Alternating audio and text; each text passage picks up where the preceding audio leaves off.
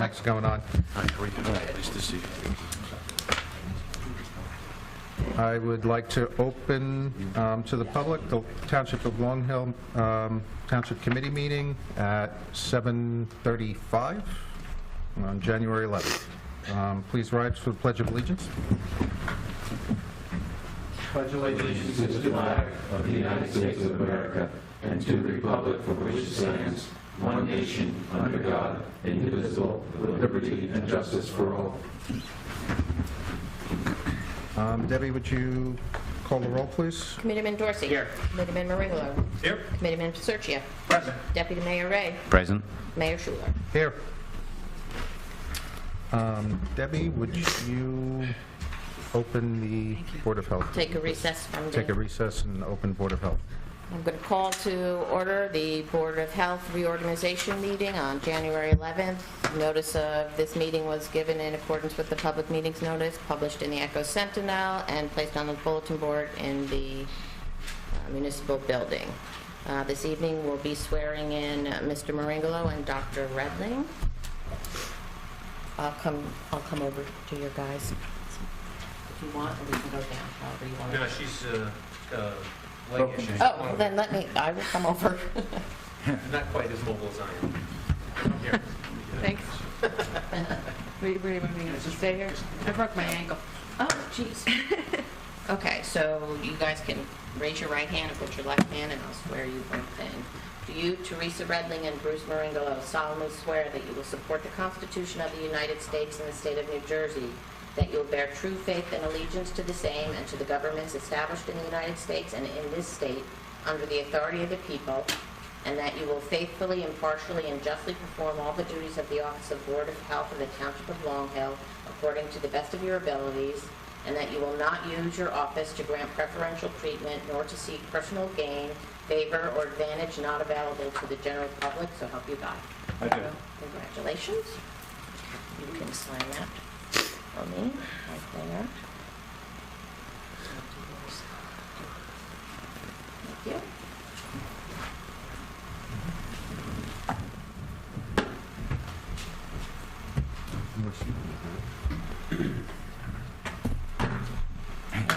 I'm going to call the roll call for this new Board of Health. Mr. Preferential.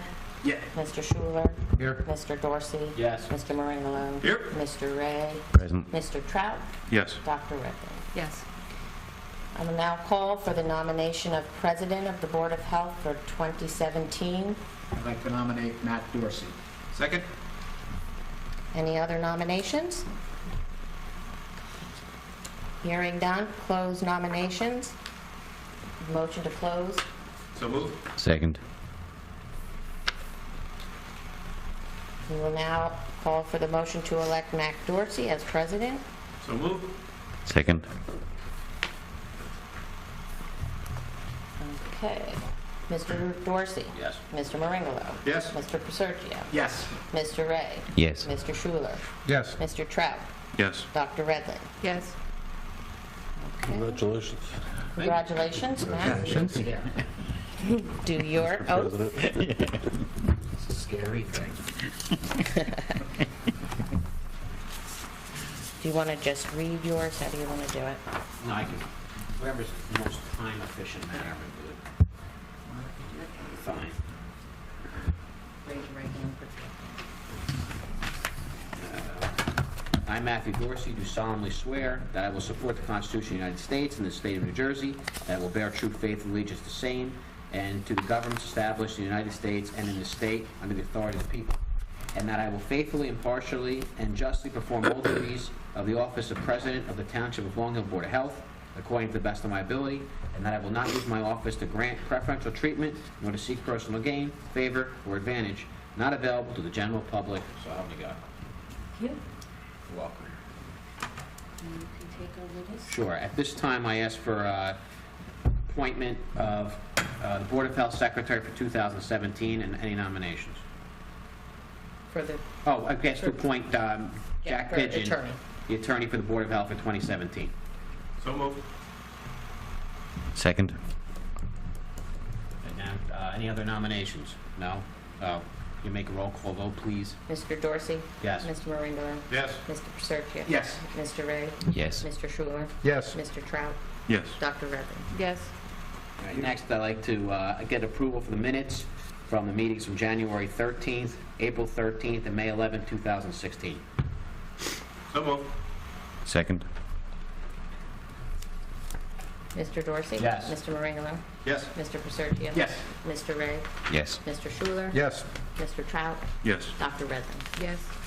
Next, I'd like to ask for approval of Resolution BOH 16-01, authorizing us entering in a professional service agreement with the VNA, or Visiting Nurse Association of Somerset Hills, for the 2017 year. Wouldn't that be 17-001? Sorry, you're right, 17-001, thank you. I move resolution BOH 17-001 as stated in the agenda. Second. Mr. Dorsey? Yes. Mr. Maringolo? Yes. Mr. Preferential? Yes. Mr. Ray? Yes. Mr. Schuler? Yes. Mr. Trout? Yes. Dr. Redden? Yes. All right, finally, at this time, I'd like to open the meeting to any public comments at this time. So if anybody has any Board of Health-related issues, please step forward. Seeing none, I'd like to close the public portion of the meeting and request for an adjournment of the Board So of Health moved. meeting. Second. All in favor? Aye. Meeting is adjourned. Thank you. Thank you, Mr. President. Anytime. You want my security detail now. Resuming the Township Committee meeting. Committee liaison reports. I'll start with Matt. I have nothing to report. Thank you. Nothing to report. Nothing? We're going to hear from the HPAC committee. They are going to be recommending that we move forward with the bids that we will hear about. The low bidder, I think, Neil will report on. Yes, sir. School board also had their reorganization. The local school, Nick Stevens and Marta Moakley are chair and vice chair again this year, same as last year. And also on the redevelopment front, we have our proposals out on the street, and the bids are due back the end of January? 1st of February. 1st of February. That's it. Thank you. Mr. Mayor, just one thing, the First Aid Squad had their dinner the other evening, as you know. New officers were sworn in, but I want to just focus on, last year there were 756 calls that the First Aid Squad responded to. 756, that's more than 2 a day. And as we know, I think they had 3 or 4 on Christmas morning itself. Three calls, Christmas morning, 5 a.m. So when we looked at our thing and saw what it was and turned it off and went back to bed, the First Aid Squad was out there, so. Well, they had, as I pointed out to you, they had Thanksgiving, Christmas Eve, Christmas Day, New Year's Eve, New Year's Day. They got called out. So all the holidays that we take for granted, they were out helping everybody. So, thank you. just a big thank you to the First Aid Squad, and that's my liaison report. Thank you. 2 brief comments from myself. Vision Committee met last Thursday, discussing the plan for the coming year, which revolves around the property across the street for the park. They decided that they would move forward with trying to put together some plans for passive trails throughout the property that is unaffected by the potential land diversion that's to be discussed next month, so that we can potentially have applications to the Morris County Trail Grants, which I believe are June. Last year, Mayor, it was, deadline was September 1st. It might be a So month or 2 maybe earlier. we got a little bit longer. But we'd like to be ready for June with some passive trails outlined and plans for them, so, and decided to hold off on any larger scale planning until we have firm approvals regarding the pending land swap on the property across the street. Last night's planning board meeting elected Alan File as chairman and David Hands as vice chairman, so congratulations to them. And that's all I have. Consent agenda. Can I get a motion for consent agenda, please? So moved. That is 17-049 through 17-055. Any, is 5-6 part of consent or no? No, 5-6 is a separate Okay, resolution. thank you. Matt, you want Second, yes. Committeeman Dorsey? Yes. Committeeman Marangolo? Yes. Committeeman Sergio? Yes. Deputy Mayor Ray? Yes. Mayor Schuler? Yes. And Resolution 17056, anyone have anything to discuss? The only issue I have is that some of the appointments is that by, I would think, O'Brien and Lemanowitz, the planner and engineer, could be a potential conflict for the land use committee, because it's an efficiency board, and being that they make money off of it, it's, in theory, if it's more efficient and they're not running up the bills or reviewing stuff over and over again, technically they lose money on the deal. So by putting them on, there could be a potential conflict because taking money out of their pockets. You know, Matt, if I could just comment there on that. You know, I understand what you're saying, but conversely, on the flip side to that, if the committee is going to identify changes that need to be made, I think it's easier if they're on the committee, they understand that they're working for the township and they're working for some of the people on the committee, the mayor and others. They'd be more, trying to think of the right word to use, more cooperative in making the change. I think if you leave them outside the box and you have to go back and communicate the change, you're going to get probably a lot of the same resistance from them that we're getting presently than we would if they were part of the, you know, part of the discussion. That's just, you know, my observation. And if I can just say, you know, we had this, most of these people present at a meeting towards the end of last year, and Mr. O'Brien and Mr. Lemanowitz were present, and I think it was effective to have them being there, because we got their take on things, but there were enough others that we could, whenever there was a good idea that maybe, you know, perhaps that ran contrary to the normal process that they would follow. They were certainly amenable to and to not have them in there. We would be, you know, as Neil just said, we would have a process and then be talking to them, and we would have to go through all the same things again. Well, I understand you want them there to educate you on what they do on their end of the process. That part I understand. However, the complaints that, at least I hear most from the residents, I know most of us do, is the excessive fees they have to get, they're charged even before they get in front of a board or get any approval, and the time it takes to do it, which I'd imagine these are the only two people reviewing these applications, so they're billing it and they're taking their time reviewing it. Therefore, to me, that's one of the biggest problems, at least the complaints I hear, and they don't mention these guys by name because they probably don't know that, but that's what it seems like where the speed bumps are. I'm looking at this saying that this seems like a logical step forward from the work that was done last year, and I concur with Matt in that, you know, having some of these people on here, they will be defenders of the status quo as opposed to trying to improve the process to make it, you know, easier, faster, and cheaper. But I'm willing to support it if the mayor thinks that this would be the most effective route to improving some of our processes. And I concur with Matt. I have concerns about it, and it's certainly nothing against Mr. Lemanowitz or Mr. O'Brien. But sometimes when you're trying to improve a process, and it could in some ways affect some of the members of that process negatively, they may be pushed pushback, even if it's subconsciously. That said, I'll go with what Bruce just said. Let's see how it's going. But we can revisit this at any time. This is not a one-year appointment.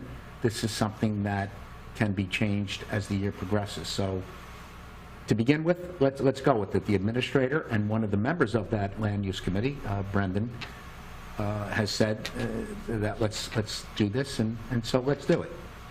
And we'll see how it's going. Based on Guy's thing, I agree with him that if things aren't going smooth, or you find, if you guys are there, well, not me, the people that are there, they find they have a hidden agenda or something like that, and obviously we can address it again later, but at least in the beginning, it's probably important to have them there just so the new members like Mike Malloy and some other people who are new to it kind of get a feel for what they do behind the scenes anyway. You know, I think the point was well made that, you know, we shouldn't have to wait a whole year to reconstitute the membership. I think between, you know, Brendan, myself, and the mayor, you know, we'll be able to realize very quickly, you know, whether or not we've got, I mean, what I'm looking for is just a consensus that we as a group are looking to do the best thing for the public. That's really all that we should be doing. There should be no, you know, personal agendas or anything else. And if I feel, you know, that we're not heading in that direction, I'd certainly, you know, would lobby the mayor to, you know, to consider making the appropriate changes. Yeah. Middle part of the year. But I mean, just the one thing, I mean, based on the one meeting that we've had, it was a productive meeting, and it was in no small part, I felt, by having Mr. Lomanowitz and Mr. O'Brien there. So I mean, that's why I feel quite strongly that they should be there. But, you know, as we say, we could very well reconstitute it if that turns out to be differently. Any more comments? Just, I guess my take, I agree, we can revisit this. You know, the resolution has Neil as chair of that committee, so that he can, and that was done very intentionally to make sure that he is able to drive everyone to the end goal of efficiency and process improvement for the residents and keep everyone on focus. You're there also, right? And you were, you know, my understanding, a productive part of that meeting. And in part, you're going to need to, we're going to rely on you to steward the direction. But if it becomes an issue, you know, absolutely bring it forward, and we can revisit what the makeup of that is. So I have no objections to that. So I'll move Resolution 17-056 as stated in the agenda. Second. Committeeman Dorsey? Yes. Committeeman Maringolo? Yes. Committeeman Pacerci? Yes. Deputy Mayor Ray? Yes. Mayor Schuler? Yes. Can I comment on that resolution? I know you No. voted on it. May I? Go ahead, Chuck. Thank you. Charles Renowitz, Millington. I was here several times in 2016 wanting to get a copy of the Land Use Process Improvement Committee report. Apparently it was drafted.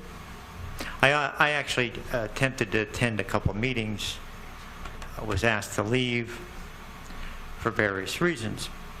So I asked several meetings. I know one was September, I think one was July, to see a copy of that report. Through September, we paid our planner, the town planner, $7,967.50. We also paid, I don't have the numbers, we paid Cindy, the planning zoning administrator, coordinator, that's the right title, for her time to extend beyond that. So let's just say we spent $5,000–6,000. So we spent $12,000 to $13,000 on this, and I'd like to see a copy of that report before we abolish it. And I think that should be either posted on the website, or how does one get it? We have a final report come out of that I committee. think, Bruce, we had a summary report, and then when we changed planning and zoning coordinators, we had asked Nancy to, take a couple of months to sit in the chair and come back to the group and, offer up any insight she may have had. So I don't know if it's an official report, but it's a summary of some of the Yeah, I mean, findings. basically, we didn't get to a final report because Nancy came on board. Essentially, we stopped, let her understand what our processes were, and we were going to resume. But as a result of this effort, the committee is morphing into a larger entity.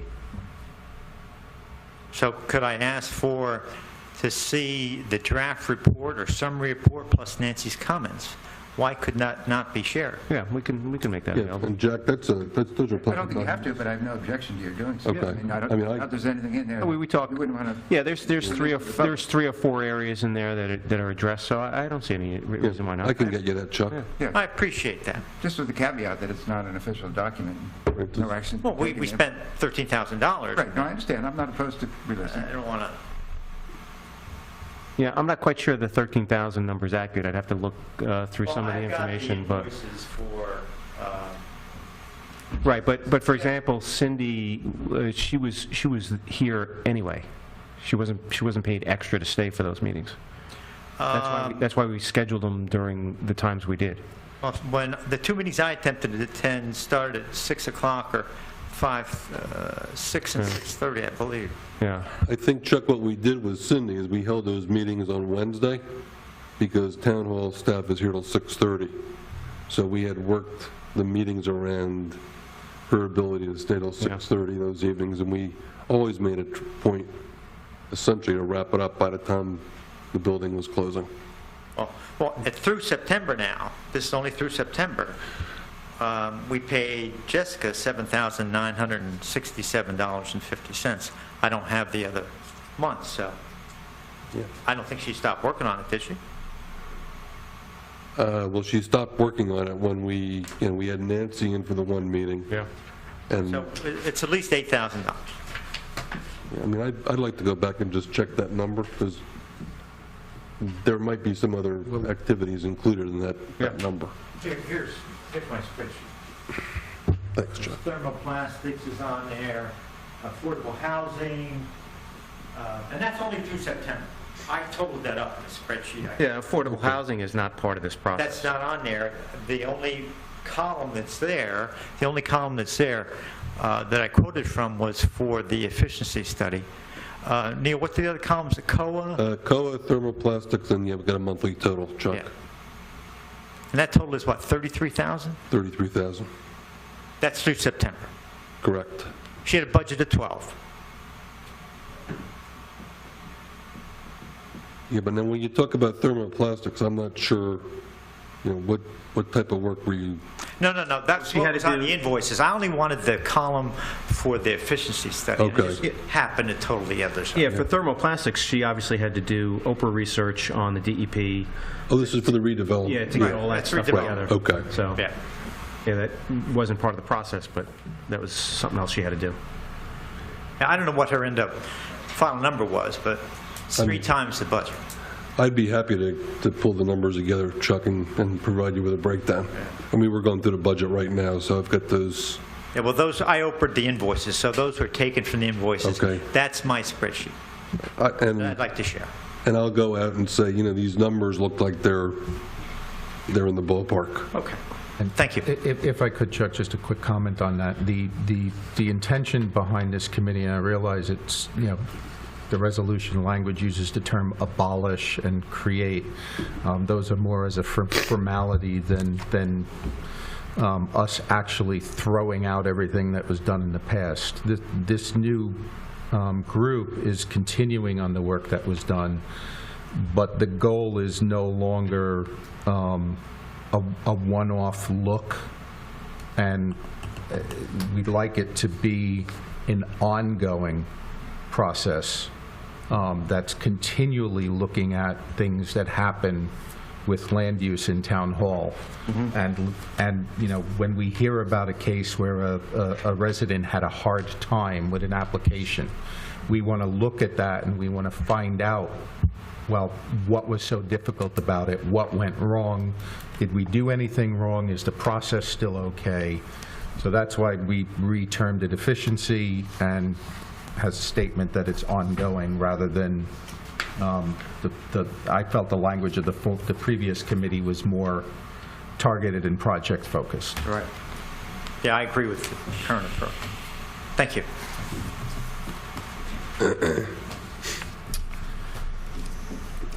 Discussion action items. HPAC, I believe, is here to talk about construction of the Millington Schoolhouse. Yes? Come on. Should I approach the bench? Please. Come on up. Good evening, Mayor and Township Committee, Township Administrator, Township Clerk, and Township Attorney, Jack Pigeon. I am Fred Rossi, Senior, 73 Rolling Hill Drive, Millington. I am the chair of the HPAC committee this year again, and I have my chair in charge of ice, Denise Murphy here. And I think most of you have seen my recommendation of the HPAC committee voting last Wednesday, unanimously to recommend that the Township Committee award the contract for Phase 3 of the Millington Schoolhouse / Old Town Hall to the low bidder this time around, second time around, to I think it's AB Contracting of Wharton, New Jersey, including their alternate prices, which I believe roughly is about $150,000. We have, I believe, around $213,000 in the Historic Preservation Trust Fund. And, you know, I'm not saying spend it because we have it, but I think it's a good bid. We went to bid twice, and the last time the low bidder was right around this number. This time he was a little bit higher. So that still leaves us a cushion if we award this contract. Right now, the only project we have in the wings, so to speak, is the Turtle Rock Park project, where we would like to put to rest, no pun intended, the tombstones, Cooper tombstones, which have been hanging around for many years. You know, they're right now down at the garage at DPW. So hopefully, by the time that project gets off the ground in the spring, we will have still a balance of, let's see, about 60,000 right now, and then we'll get another 83,000 or so in March from the next year's trust fund allocation. So we'll be back to about 150,000 in the account. So we're looking for projects. If anybody has any ideas, we would love to have some projects to come up with. But so far, we've been discussing what we can do with the future funds. We haven't come up with anything at this point. It comes up, I recall, I saw a program a couple weeks ago on the TV where Mendham, the old Ralston cider mill, what they did with preservation funds, they recreated the cider mill. Now they're producing apple cider. I don't think there's any moonshine there, but they have some pretty good cider. But we don't have something like that unless you want to buy the old silk mill next to Dorsey store, and we can create a silk mill environment. So anyway, if anybody has any questions? Fred, thank you. And I know we've gone over this before, so you'll be repeating yourself to some degree. Once what we call Phase 3 of the construction of the Millington Schoolhouse, that portion that we're going to renovate now, what will it be used for? That's not our call as our committee. I mean, we have ideas, but I mean, it's up to the Township Committee and the administration to determine what that would be used for. And I guess to reiterate what we've talked about in the past, it would be rented out, hopefully? Well, that my understanding, Guy, from previous discussions over the years has been ideally the renovation of the building, okay, should be sustained by tenants that go in there. And the larger tenant being the tenant that could conceivably occupy this Phase 3 section, which is also known as the office space. So, I mean, I think, in my mind, the goal would be, if the committee was inclined to move forward with the work, we should look to rent out that space and generate some revenue to come back, to put back into the cost of the schoolhouse. How large is the space for the Phase 3 part? I'm not sure the square footage. It's, Bruce, 1,200 maybe? it's... And Bruce, you're the real estate expert, and so is Denise. I'm not going to say chair of vice. What could something like that rent for? Well, it's typically going to be used for traditional office space. There's a 2-room office. I think the configuration is two offices, Yeah. private offices, private offices and then and a bigger larger anteroom. Right. So you're looking at a traditional type office, but the thing is, with that building, you're really looking for something, some organization to rent it that has some synergy to the building. I don't think you're going to get, a high-tech company or something like that in there. There's no internet service per se. You have to bring all that in, and the public facility, the bathroom facilities and things like that would be sort of common to not only that space, but also the old town hall space or this old schoolhouse space. So, it's not going to be ideal for, a startup or a business to move into there, but possibly somebody who's looking for inexpensive space to start up with, or somebody who's got some type of synergy to the historic nature of the building, because you're also limited in parking there. It's very challenging.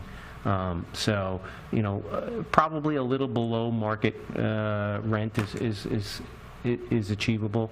I don't think at market rent would be achievable in a building like that. It's not fair to ask you, but what is a below market? Well, on Main Street, you're looking, $18 to $20 a square foot. Along Valley Road, really? you're going to get higher. If it's got more facilities, it's going to be a higher rent. Yeah, so even below market might be significant. It'd be significant as opposed to what it's doing now, which is nothing. Correct. There's, Neil, the space that has been renovated, it's been around for about a year now. The schoolhouse portion of it, the meeting room, is probably, Brendan, going on 2 years now. Okay, and I don't want to put you on the spot, but do we have any? How much is that rented for, or how much money have we? Well, our history there has been light. Okay, we've had Boy Scouts, Girl Scouts use it, and we haven't charged them. Right. Lisa is implementing programs. She's got a yoga class that uses it. She ran a Legos camp this summer. Mm-hmm. Her goal this year is now that we've got an administrative assistant, helping her out. Her goal was to go out and market and develop additional recreation programs that, could be held in that. But, right now the usage of that is on the light side. On the light side. And we've probably generated about $400 or $500 in revenue. Right. But then we have we need to heat, cool, and Right. and so my only reservation here, and I kind of throw it out there, is because initially it was said that this would be as much as possible kind of neutral, revenue neutral, and I would rather see a potential tenant maybe coming in, somebody or one or two people in the wings that we knew or we had a good possibility that might take this. I'd feel more comfortable moving forward with the renovation, because I would hate to renovate and then be stuck with empty space that we were heating and cooling and doing everything that we needed to do for it. So that's my only reservation here. I'd love to see the building Just one renovated, but that's it. Not really taking a side on this, but one thing you have to take into consideration is with half the building unrenovated, uninsulated, you're not getting maximum efficiency from the heating and cooling system in there, because you've got sort of this finished space that is historic, isn't necessarily the most energy efficient because you had to maintain the windows of historic nature. And then you've got this other side of the building, which is completely uninsulated. So you don't really have the maximum efficiency of the heating and the cooling that's going on there. Finishing the building will improve that somewhat, even though it's a bigger space. Excuse me, I might say to make it much more attractive to a possible tenant, plus the fact that one of the alternates in this bid, as you know, is to provide storm windows to this space, which now they're the old, multi-pane windows with no insulation, basically. So this would help tremendously. And the other alternate is just for some crown molding, which would enhance the aesthetics and the interior of that space. Other than that, it's just basically a shell, just finishing off the walls and everything. And tenant comes in and needs to make some changes, it's available. The windows you mentioned, they're going to replace the windows in the area that was already renovated too? No. Okay, so No, this only concerns the face. Unrenovated part? Okay. Fred, if memory serves me, I don't think we can do anything to the historic portion without... Yeah, just some kind of approval, so I get it. Okay. It only concerns the phase 3 unfinished space. The other add-on to the discussion is we're going to have a field audit done by the company that's doing our energy assessment. And I did include the schoolhouse as part of our building to be assessed. What type of recommendation they come up with remains to be seen. In the whole building. Look, I agree with Brendan, but it's probably difficult, and I would defer to Denise and Bruce on this, it's probably difficult to rent something before a tenant gets to see what they're renting. Not really. No? No, because tenants usually have a certain requirement that they want to meet, so the fit out is usually dictated by the tenant. In this particular case, there's not much in terms of configuration that can be changed, so it's going to be what it's going to be. You're not moving walls around or anything like that. There's two offices and an anteroom. That's it. The other thing, too, is part of the design, if I recall, Fred, is going to include a kitchenette area in that unfinished space?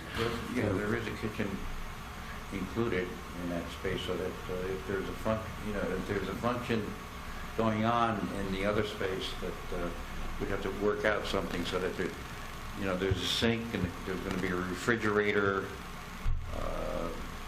in that space, in the new space, so that it could be utilized. Right, so that enhances the rentability of the building overall. Of the whole, right. That would have to be Plus, Fred, correct me if I'm wrong, but we had also talked about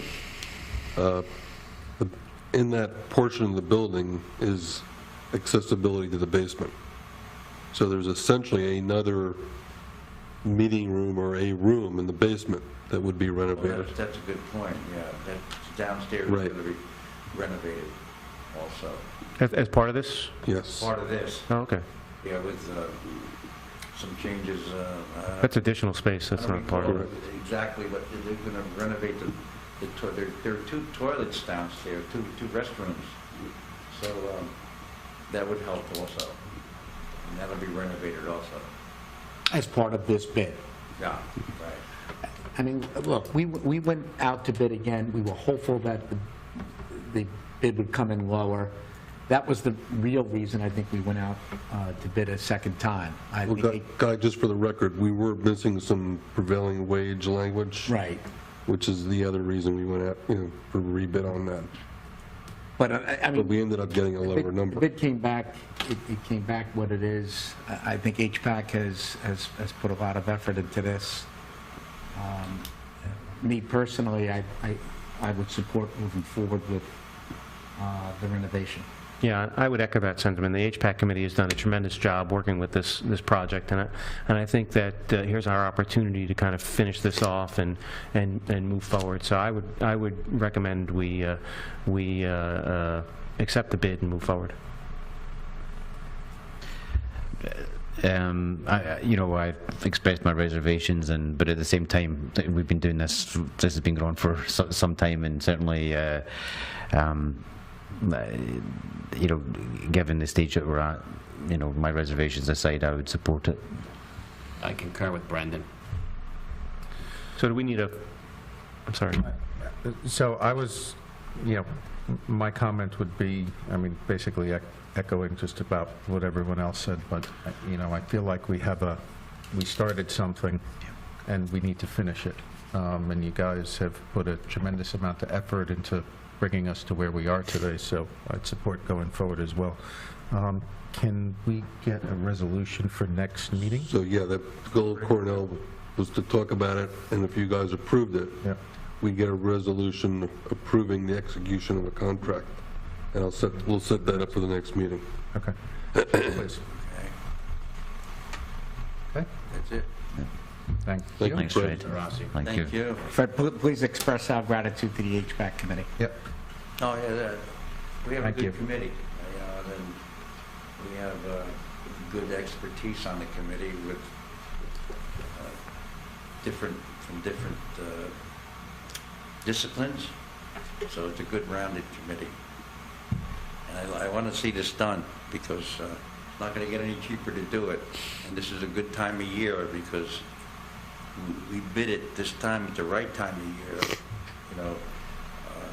so that it's a good winter job for these contractors. And I want to see it done because I was the first one to occupy one of those offices up there when they built it. You can have your old office back. I appreciate your time. I appreciate your time and your consideration. And if I can do anything else, or we can do anything else, please let me know. Thank you. Thank you, Fred. Thank you, Fred. Thank you. Dennis?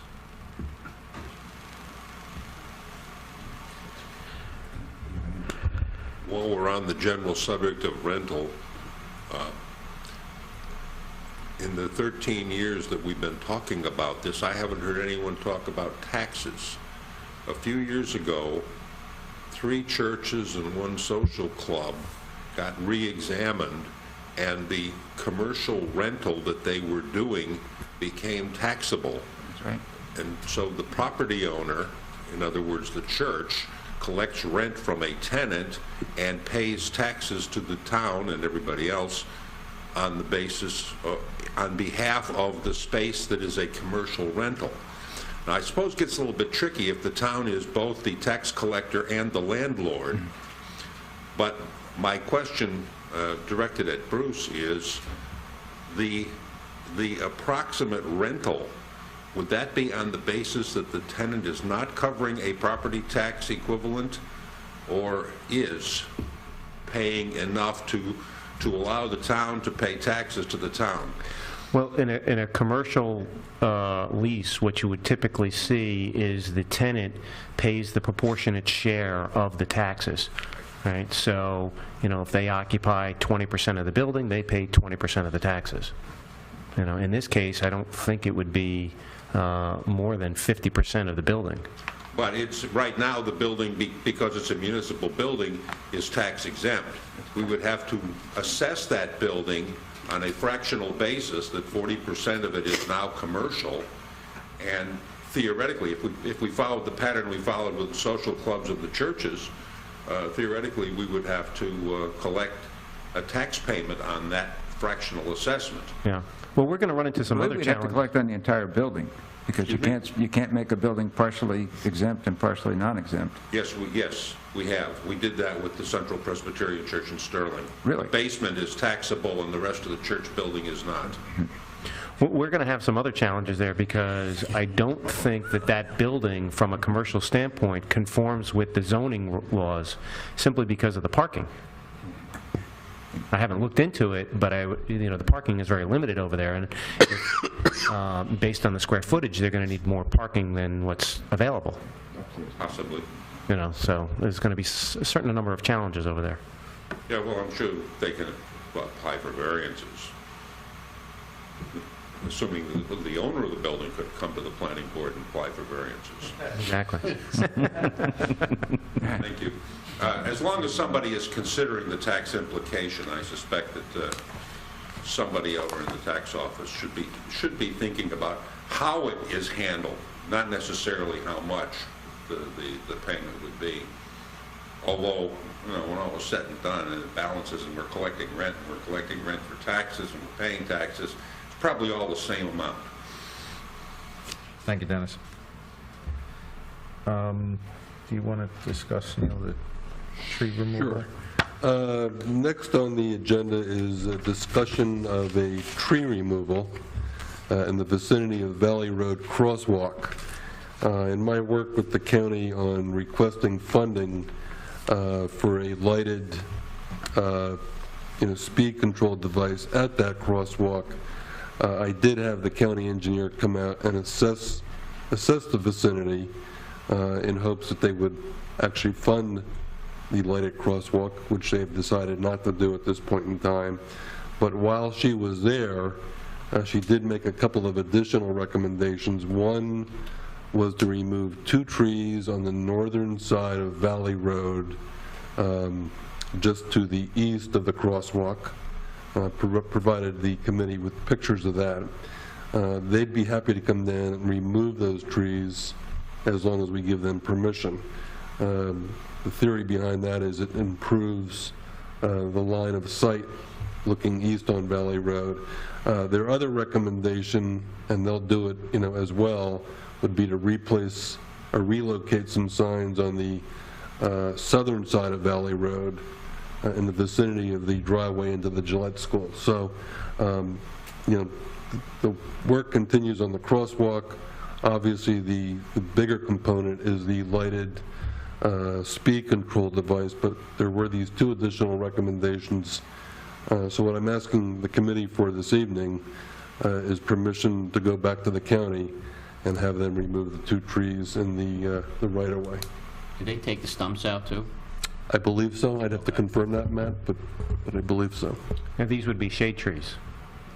I'm not sure how you guys would define shade trees. They're between the road and the sidewalk, so I'm assuming those are shade trees. Correct. And that's where they're located, between the road and the sidewalk. So they would be shade trees. Now, I know we had an occurrence in the fall where there was a tree taken down and the Shade Tree Commission wasn't notified, so you might want to consider taking this back to the shade tree before you move forward. I think we do, but if necessary, I don't know what the consensus is for removing the trees. I know you like trees. Not if it presents a Safety hazard, yeah. Yeah, I concur. Okay, and I agree as well, so let's get this to the shade tree, Okay. and if they're okay with it, then let's just put a quick resolution. But part of the major, next meeting. A major problem with trees as they're planted, I certainly have done it on my own property, or as my wife likes to say, her property. You don't plant the right tree for the location. So I'm sure we have trees that are in areas that they shouldn't have been planted. If they present the safety issue, I'd vote tonight.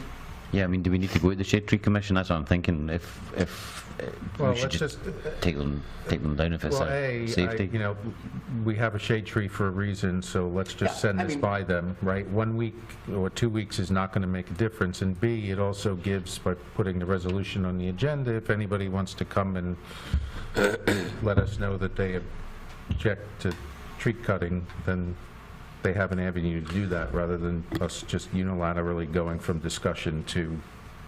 Yeah, so to be I was going to say, to be specific, we're talking about the north side of Valley Road across from Gillette School to the east or west of that crosswalk?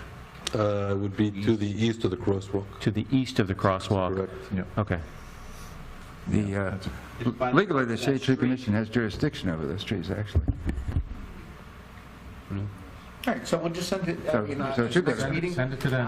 The problem is, the next meeting, the Shade Tree Commission may not be. But I have to ask, what if the Shade Tree Commission says absolutely not? We strongly object to those trees being taken down. We're probably going to take them down anyway. It's a safety issue. Why wait? That's a very the other way to look at it. Yeah. The trees have been there for how long?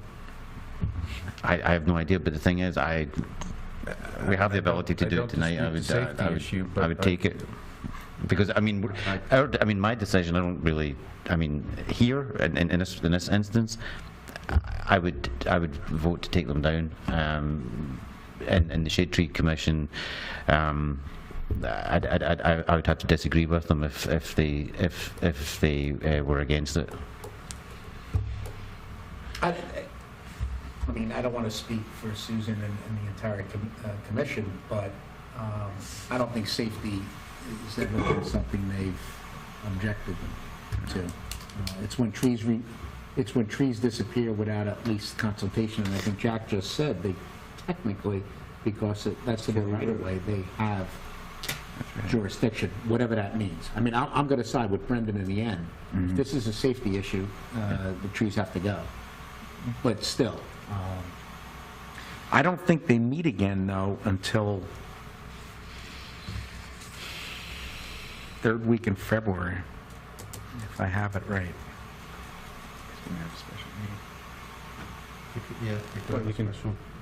Yeah, you can let them know and have a special meeting. Safety concern. I mean, I could write them a memo outlining the request and asking them, because it is a safety issue, you know, to convene a special meeting. You're going to have to, because it's February 27th I have on my calendar. Okay. So, I mean, if you want to send an email to Susan, the chair, and copy me, and I'll take it from there. Well, Matt, do you want to wait? Do you want to go? Do you want to... If this, the Shade Tree can hear this, see something, or do something in the next 2 weeks, I'll give them the time. Like you said, the trees have been there for 40, 50 years. I don't think 2 weeks is going to make a difference. But then again, I agree that if they say they don't want them down, if they have to come down, they have to come down. Well, that's the thing, right? We're going to take them down anyway because it's safety. And my thing is, okay, they've been up there for 40, 50 years, everything's been okay, but you really can't say for sure if 2 weeks makes a difference. If we're going to vote anyway, we should do it now. That's my point. Because you really don't know what's going to happen tomorrow, the next day, or the week after, while the Shade Tree's deliberating a decision that if they say no, we're probably going to override. I apologize. It was said earlier. How many trees are we talking? Two. Yep. And how tall are they? I don't know, Guy. They're decent-sized trees. Did they give any indication as to how long they would take to actually come? I'm pretty sure they're not standing waiting for our phone call either. Oh, yeah, but the thing is, right, but if we give them the okay now as opposed to 2 weeks, they're going to come down 2 weeks earlier. And the place is going to be somewhat safer 2 weeks earlier. That's my only point. You know, I understand what Brendan's saying, and he's got a point, and in the end, I think they're going to be gone anyway.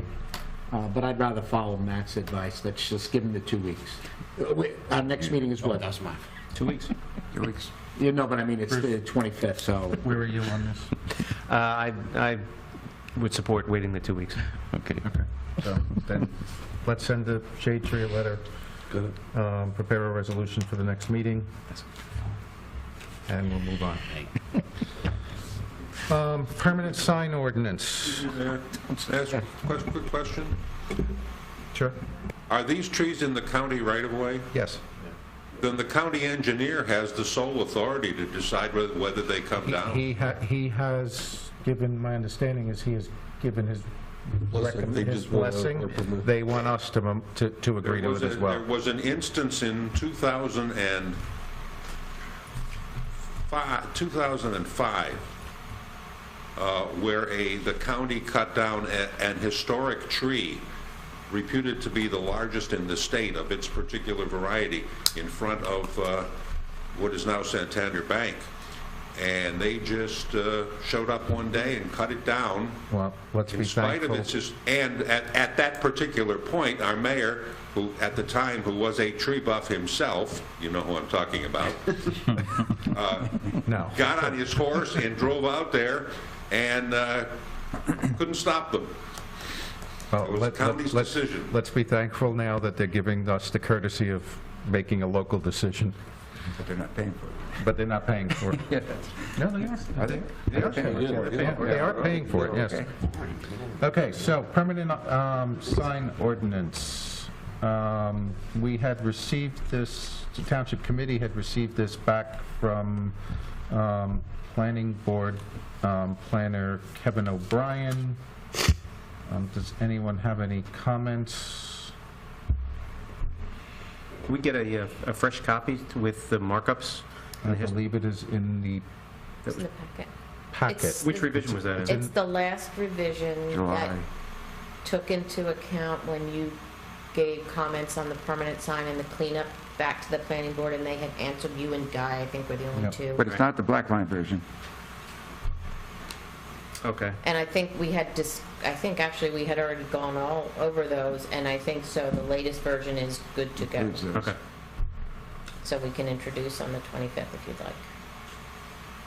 And there are a couple of copies out there for Yes. anyone that wants it.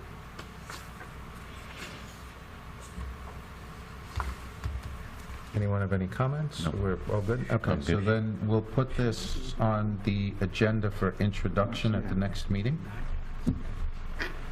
And if you could make sure that this gets posted to the website It's back there. as is, and then also just the ordinance as part of the agenda. Here it is. So the document that we have already, let's put up there, Up on the website. up on the Yeah, website. I think we have a with place the for cover letter and with the changes and ordinances everything. for introduction. 10 out of And then we put the intro up 10 out of separately. 24. A So we've got technical, actually two documents up there, Oh, that's right? Yeah, this whole package, Right. With the one, Kevin with O'Brien's Kevin's memo. cover letter and everything, just on there. Yep. And then the ordinance is part of the agenda for whenever the agenda comes out. a technical nit before you post that anywhere. That is a July version, and it refers to the old B2 and B3 zones. Since you approved the Valley Ordinance in November, the wording has to be changed to the new zone definition, so you might want to hold off a day or two. I wrote earlier this evening, when I first saw that, I wrote to the members of the planning board and the planning consultant and asked them to please get a corrected copy into your hands as quickly as possible. But those zone definitions in there are currently obsolete. So, Jack, do we need to let the planning board actually review that No, part but, of the planning board, or is that just a no, but simple since it came from procedure? them, it probably makes sense to have Kevin O'Brien, he's the one who drafted it and sent it to So us. have him produce the latest version with So the if we could changes. have him Right. produce a version that takes into account the changes. Well, we have the changes, the only thing that has to change is the definitions, right? The changes, The zone the changes. zone changes, correct. So do you want me to post the old memo or just post the new? I think we'd be probably less confusing to just post the Yeah, clear let's wait version. until we get a new, let's wait until we get a new version from Yeah, the version Kevin. to be introduced, Yep. I'll post it, and then obviously it'll be introduced, but I Okay. think that's And probably then the if, least if, confusing.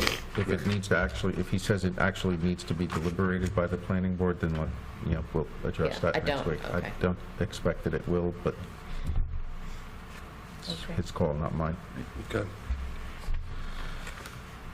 Any old business? On the permanent sign ordinance, question procedurally. Do you want comments tonight, or wait till you get this revised and come back in? You can give us comments tonight, but if you could just wait till we get to the public session, Okay. please, because we're not taking any action on that yet. Thank you. Old business. We had allocated some money for a feasibility study for Town Hall for the police department. I would like to bring up discussion that we move forward with that feasibility study and see if we can get that ball rolling. Essentially what I'm talking about. Let me turn my mic on. Essentially what I'm talking about is we have a lot of open space here at Town Hall. We've got a police department that's in a flood zone. We moved about $15,000 from different accounts last year into sort of a holding pattern so that we could commission a study to see if and what it would take to bring the police department into the Town Hall complex. Bruce, why haven't we moved forward with that? I remember we discussed it, it was unanimous to do it. We allocated the money, but we didn't create a resolution to execute. And then the follow-up to that would be to solicit, concept designers, if you will.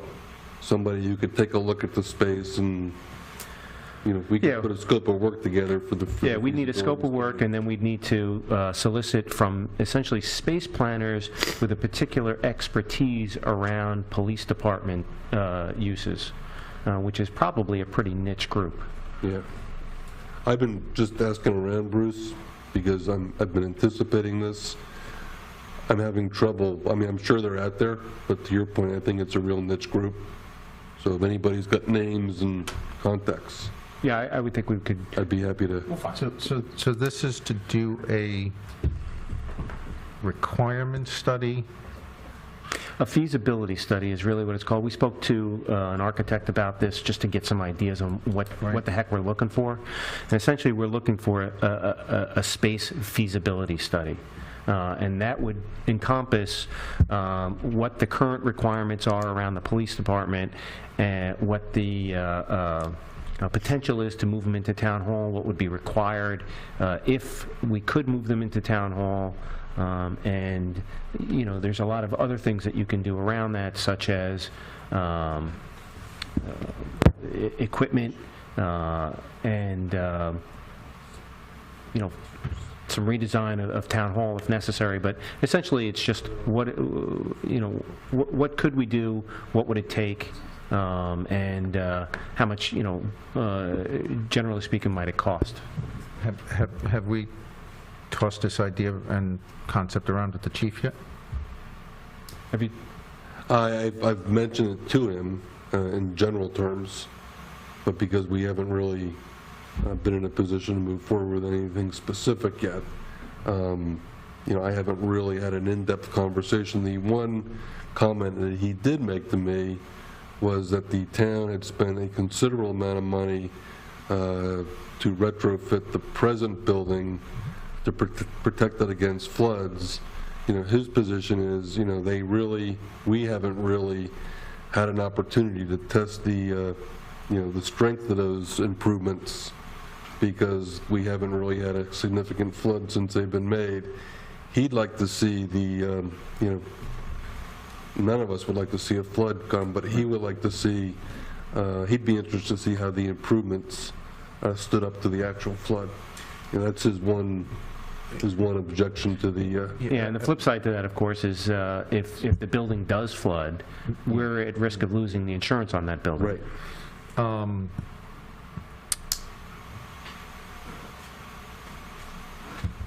So I would, I mean, in general, in concept, I think it's a great idea.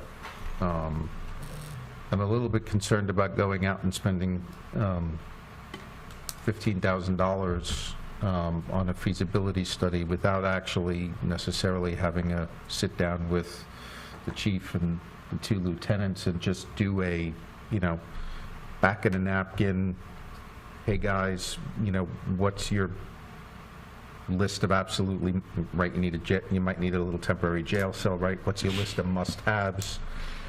And does it even come close to fitting with the idea of some renovation before we go and spend $15,000 on a design study for somebody to come back and say, you know, you're looking at a, you know, blowing out an entirely new wing. You know what I mean? That would be my only reservation, just to see if the chief thinks it's even... Yeah, I agree that, you know, we need to look at it from that standpoint. My only reservation in that approach is they're cops, they're not space planners. And we need somebody who can take a look at the space and say, you know what, it's going to work, or you're not even close.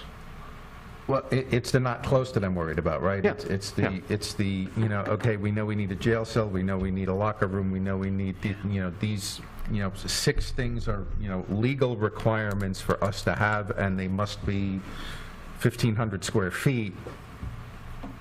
We might be at a point where we can say, you know... Where did the number 15 come from? The reason I asked that, maybe to do the big picture, you know, concept, would it be large enough? It may not cost 15 grand just to have... The feasibility study, it might not. We kind of got a ballpark when we asked an architect about this type of work, and they kind of gave us, like, you know...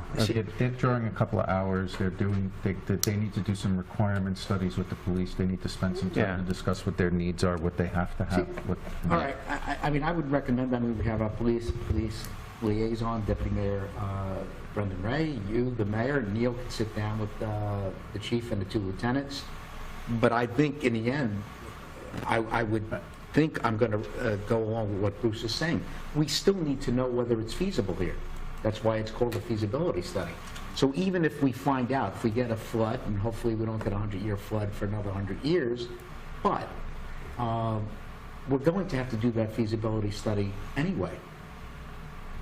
If we're thinking of, at some point, next year, 20 years from now, 50 years from now, whether the space here would be suitable.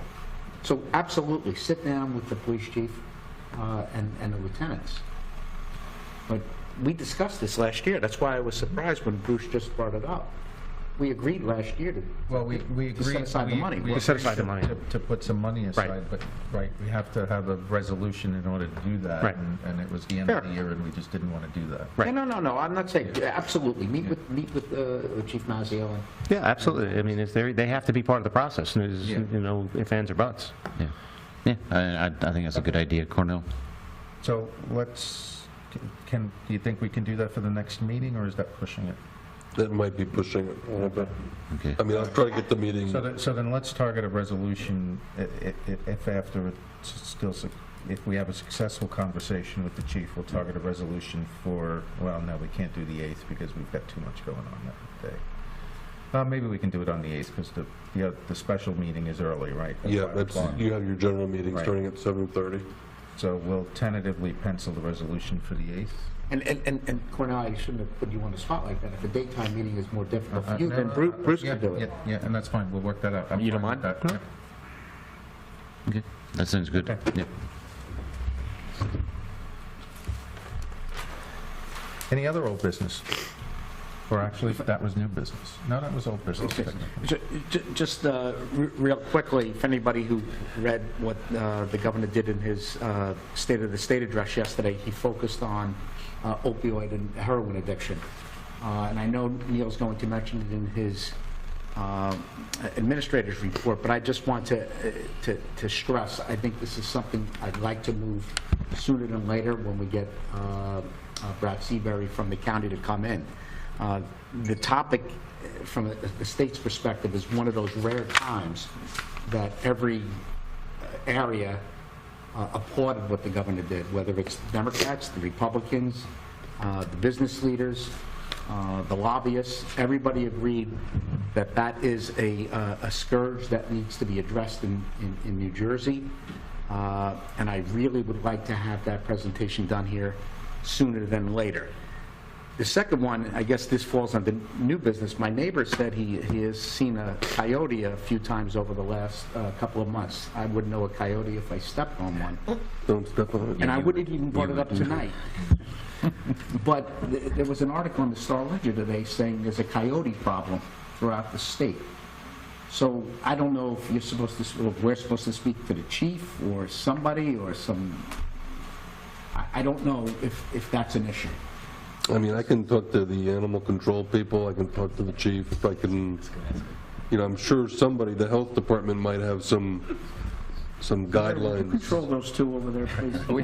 Brenda's wanting to know when you're having the coyote guy come in and give us that presentation. That's him, not me. You should have said it out loud. That's funny. That's after the Emerald Ash guy. It's an hour and a half. Hey, the Everlast Bull is a problem. Anyway, I just figured I'd mention that. You can look into it, and I move on. That's all I have to say. Any other new business? Yes, actually, I was speaking to a resident on Mountain Avenue, and Cornell, I know you appreciate this with the train. The people walking up from the train towards Valley Road, it's very dangerous on Mountain Avenue. I actually drove through there last night to see what she was talking about, and it is narrow. I'm not an engineer. I don't think we can put a sidewalk in, but maybe we can talk to Rob Walton at JCP and maybe get some additional lighting in there or street lights, because what she told me is that she only has to walk maybe 100 yards up Mountain Avenue, but she said everybody's now carrying flashlights with them walking up the street because it's dangerous, and there's really no way to get out of the way of anything. And luckily, some people can cut up through Lackawanna, but then obviously we've been getting complaints on Lackawanna with people speeding through, and then we have the issue with Valley Road when they cross. So I don't know if there's anything, if we can check with Mr. Walton, see if the JCP&L can put something in there.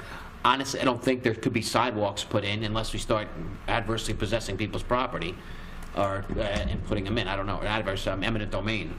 Well, we would have to talk with the engineer about the right-of-way and whether there's space for a sidewalk. Yeah, I don't even know if you can put the way that the land sloped and things like that. And in terms of sidewalk projects, we have one on the horizon for next year, don't we? You've got this spring we got Main Central, and then next year we got the, you know, we're talking about doing one. Mountain, on Morristown. And that's a county road. Yeah. Mountain is a county road. Yeah, it's a county road too, yeah. But there's even still, county roads, they wouldn't pay for sidewalks. Do we need the county's permission to put, if they want to put extra lighting in, will we need the county's permission for that or not? Yeah. So we still have to get approval from the county for street lights? They would probably have to make the request, but I can... Can you get in touch with county and see what we can do about that? Because I know it is dangerous. I mean, You're over there. Well, I actually head north from the train station, but I see the people walking down. But when I do take that road, you know, you're coming north of Valley, and you're kind of going up a hill and around. That then makes a right, that then drops off. So it's a bit of a blindish curve. And there's literally nowhere to walk except on the street, and before you know it, you're right next to Not much of a shoulder, I know that. Yeah. So Matt, you're talking on the south side of the tracks going towards Valley? Yeah, exactly. Okay. I mean, it's much wider on the north side. Actually, there is a sidewalk on the... Yeah, north side is fine. Yeah, North side has much plenty of wider, room. but There's actually a sidewalk that goes into the woods. Yeah, it goes behind the trees. Which nobody uses. So am I understanding this correctly? The Prince of Darkness is advocating for lights? Is that what that noise was about? And, you know, although honestly, I don't know how much sidewalks are going to do, because I see people driving around, walking around my neighborhood. We have sidewalks, and they walk in the street. So I'm not, you know, go figure. Along that same line, though, when do we plan to talk about Lackawanna Boulevard and some of the resident issues that have been raised there? So, Mr. Mayor, if you want me to go through my report, I've got that issue and several others I can update the committee on. So I've submitted a report to the Township Committee with a number of projects we've been working on. I don't want to go through all of them tonight. I will highlight, you know, what I deem to be the more visible projects. The mayor mentioned a public hearing on the diversion process for across the street, which is going to be held on February 8th at 5 o'clock here in Townhall. I did speak to the engineer today. The goal is to get as much information as possible up on our website, up on Facebook, out to members of the public so they can come to the meeting loaded with questions, because really that's the purpose of the meeting, is to present a summary and entertain questions. Update on the potential acquisition of the wastewater facility and collection system. I have heard back from Remington and Vernick. We should have next week or early the following week the completed conditions report, and then shortly after that, by the end of January, we'll have the appraisal. From that point, we'll convene a meeting in the Wastewater Advisory Committee, take a look at those reports. Also in my report, I included a recommended timeline if we choose to move towards referendum later this year. Stephanie was kind enough to put the timeline together with the milestones we'll need to make if we decide to do something this year. Mitchell Road drainage, Matt, I know I talked to you, you had a resident asking about that. Yes. The contract has been executed. Work is expected to start in the next 7 to 10 days. Oh, good. They might have even been down there removing some brush because it did get somewhat warmer today. The work down there is expected to be completed by March 24th. Bruce was talking about sidewalks a moment ago. Well, he was talking about Lackawanna, which I'll get to in a second. We were talking about sidewalks earlier in the meeting. The Northfield Main Central Sidewalk Project, which was halted due to the executive order from the governor this summer and fall, is set to begin this spring. When the weather warms up and we're able to start pouring concrete, we're set to go.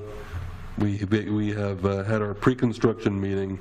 I've included for your review the minutes of that meeting. It will give you all the details on construction hours and you know, different detours and that sort of thing. But that'll be in the spring. Energy audit, I mentioned earlier, they're going to be coming in February. Len and I met with Cornell and Bruce last Friday as members of the Finance Committee. We picked through the first draft of the budget.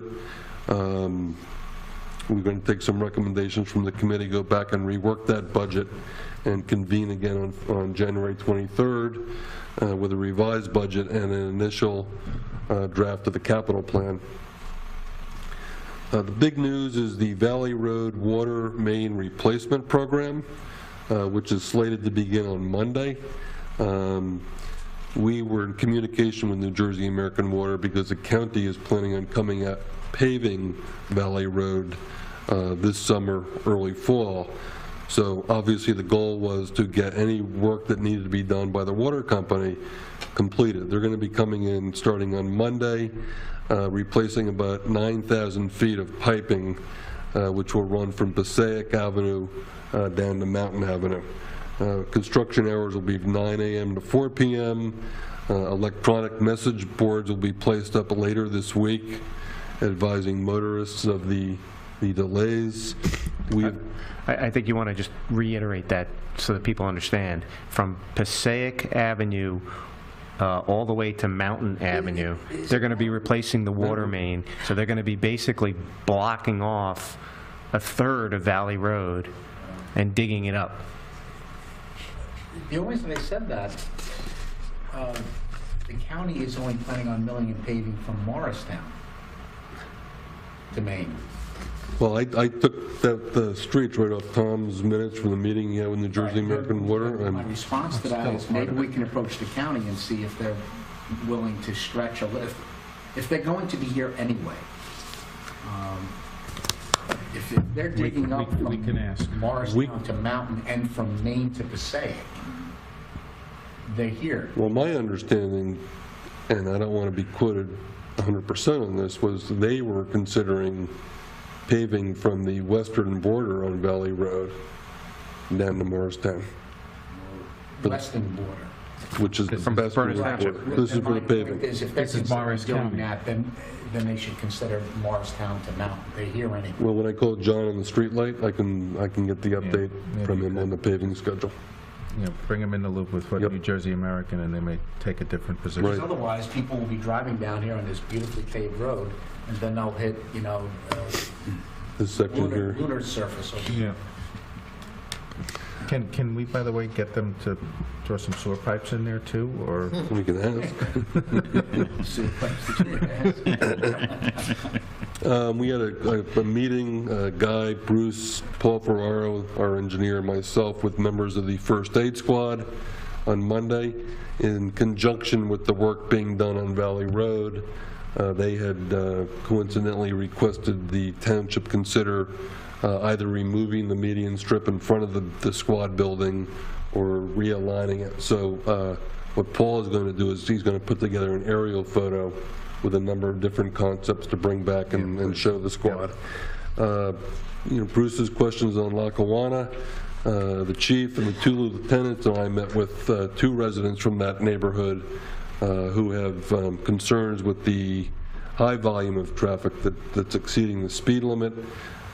We talked about a number of enforcement options, but they would like to see the road ideally closed off as a cul-de-sac. So the chief continues the discussion with these residents, and we spoke to Mr. Bailey earlier this week. Bruce, looks like they're coming on the evening of January 25th to meet with the Township Committee.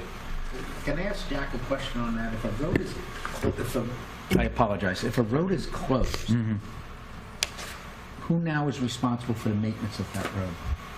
Closed permanently? No, it's, well, it's a cul-de-sac. No, they'd want to make it a cul-de-sac, so whatever happens on your street, Yeah. Township would still be responsible. the township would still be responsible for It's just everything. not a through street out to Right. the Gillette train station. All right. At the Jersey Avenue. That's correct. So, And that's not the only road we're discussing right now. well, Friday I'm meeting with a group from Oaks Road. You can come to my house, too. Gates, okay, put that on the Yeah, list. Gates is on the list, too.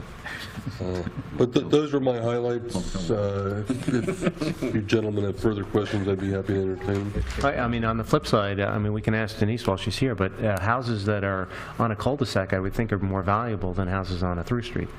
So by closing the roads, we're improving the value of these homes. Could increase taxes. Right? Everybody's a comedian tonight. Well, anything else? That's it? That's what I got. Thank you. Any other new business? All right. Parking passes for train stations are still on sale except for Gillette. Continuing with tradition of being sold out fairly quickly. Dog licenses are due by January 31st per state law. Rabies must be current through November 1st, 2017. There is a free clinic January 14th at the Bernard's Public Works Garage, Maple Avenue, from 10 a.m. to 12 p.m. Let me make a note to self to get my dog license on time this year. January is National Radon Month. $10 radon kits are available in the Township Administration Office. Also, an additional comment on the public hearing that we're having on February 8th at 5 o'clock. It is also the evening of a regularly scheduled Township Committee meeting, and you will also be able to speak there if you so choose, if you can't make 5 o'clock because you're at work or something. But so we'll have 5 o'clock and then regularly scheduled broadcast at 7:30. Cornell, just, sorry, Bruce. Go ahead. Just to dovetail off what you were saying, I did talk to Paul today. This is the first of several opportunities the public will have to comment on this. There's one that will come as part of the major diversion application. There's going to be another one required as part of a subdivision, which we need to go through as part of the process. And then the final, when we're prepared to do the land diversion, we have to have one more public hearing. So there'll be a number of opportunities available for the public to come in. I was going to ask to back up a second and ask Neil if there was any additional information about garbage at DPW, that we discussed last month. So, good question, and I neglected to mention it. It is in my report. I neglected to mention I am meeting Friday with representatives from Midco on a couple of fronts. One of them is to address providing to residents an avenue to discard excess garbage. We had talked at the finance meeting about the possibility of implementing a permit program where a resident would pay for a permit. They put it on their can, and it would be an extra pickup for Midco. I don't have all the details, but it's on the agenda for the meeting on Friday. And I'm also going to be talking to Midco about ensuring that the parameters of the program and the contract are being met, by them and their driver. So that's on tap for Friday, and I can be in a position, Bruce, to update you guys at the next meeting. Thank you. Actually, one other comment I have, just a reminder, because I saw it yesterday on Long Hill TV.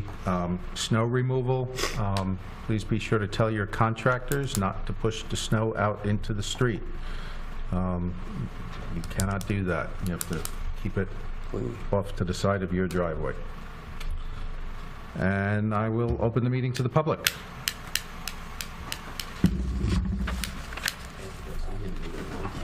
On behalf of the entire Communications Advisory Committee, we'd like to thank the mayor for watching Long Hill Television and picking up on the news that we post there. That's an old message that recycles in January.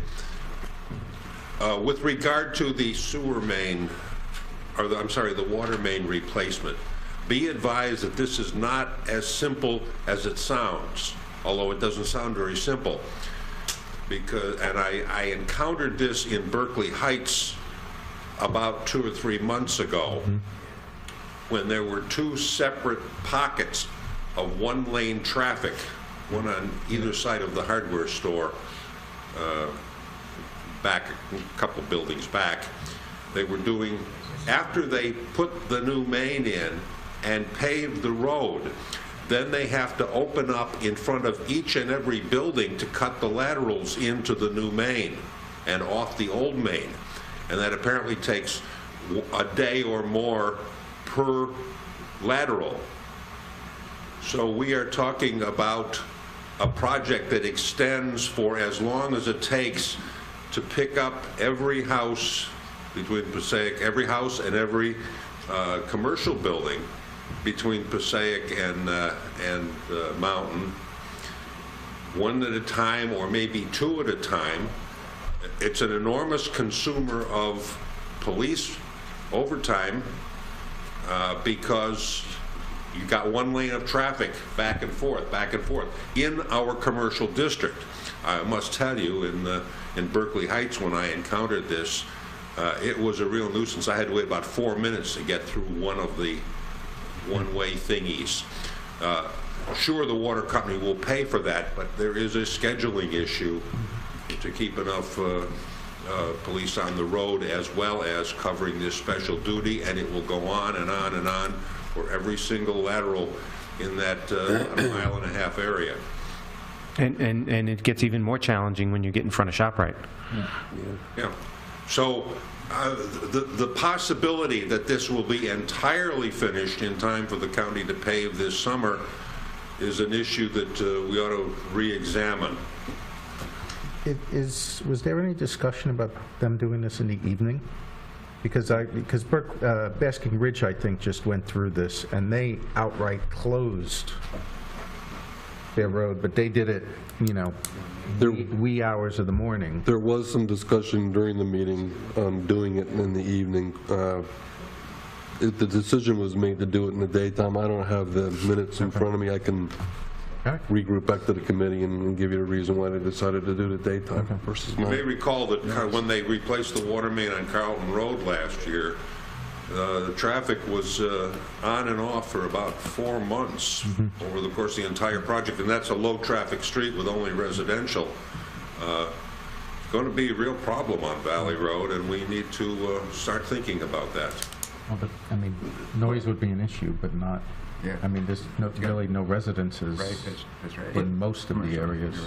Police are paid for by... New Jersey American Water. By New Jersey Water. Right. So, the overtime, I just want to be clear to anybody who's watching, it's not paid for by the town. No, it's not paid for by the town, but it will cause scheduling and availability issues if officers have to be detailed for that as well as normal patrol. What typically happens, they'll post it in surrounding departments and they'll come in and help. So believe me, it's an overtime cash cow, and these other departments are more than happy to come in. Everybody gets a summer bonus. Any other comments from the public?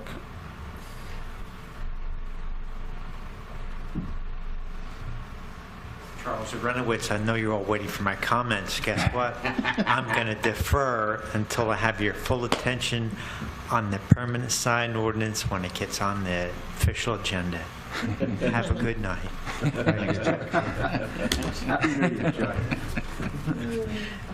Any other comments? Seeing none, care to make a motion to close the meeting? So moved. Second.